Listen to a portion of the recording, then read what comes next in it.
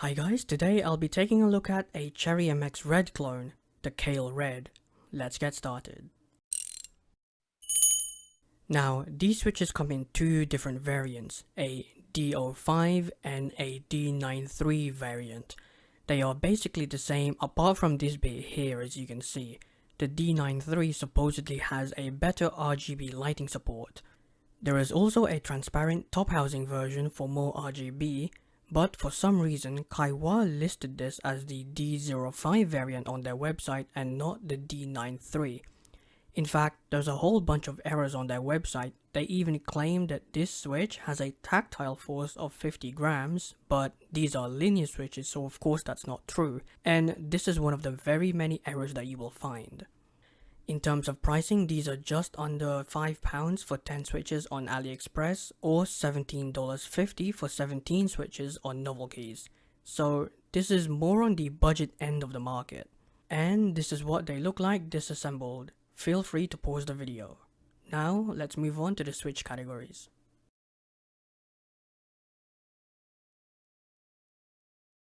On-center key presses are scratchy when pressed slowly like this, but as soon as you start hammering away, it's fine.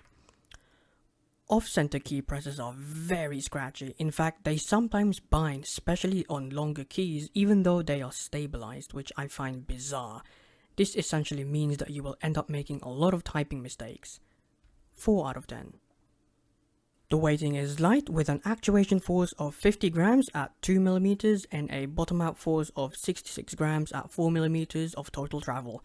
It's almost identical to the Cherry MX Red, a switch it's trying to imitate. Another thing, these have a weighting issue. They are very inconsistent when typing. Sometimes the same key can feel lighter or heavier depending on how you type on them, which leaves you with not only a scratchy switch, but a badly weighted one too. 4 out of 10. Sound is very average to me. It's really nothing special, it's just a scratchy sounding linear switch. Not much to say about it. 5 out of 10. Now for the typing demo. Enjoy.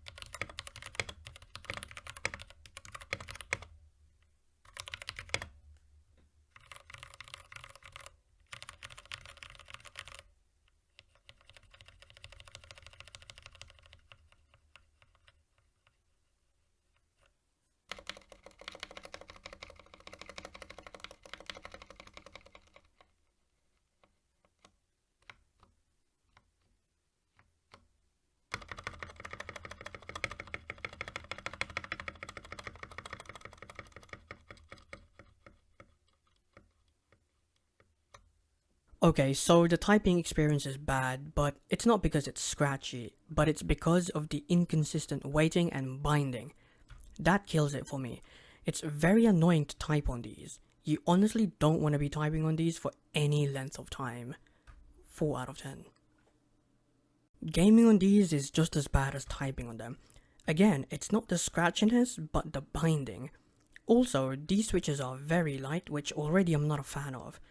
However, they are suitable for slower paced games like Life is Strange, Walking Sims, or any game where keyboard input is more forgiving. But for games like TF2, Doom, or Overwatch, you can forget about these. 4 out of 10. So in conclusion, it's a pretty bad switch, but it's also quite cheap, accessible, and easily modifiable, so it's got its ups and downs.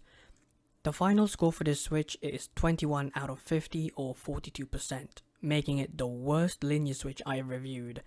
But hey, like I said, they are cheap, so they somewhat make for a good start if you've never typed on a mechanical keyboard before.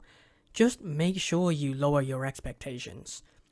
Next time I'll be reviewing another linear switch, quite a rare one too. Until then, take care and goodbye.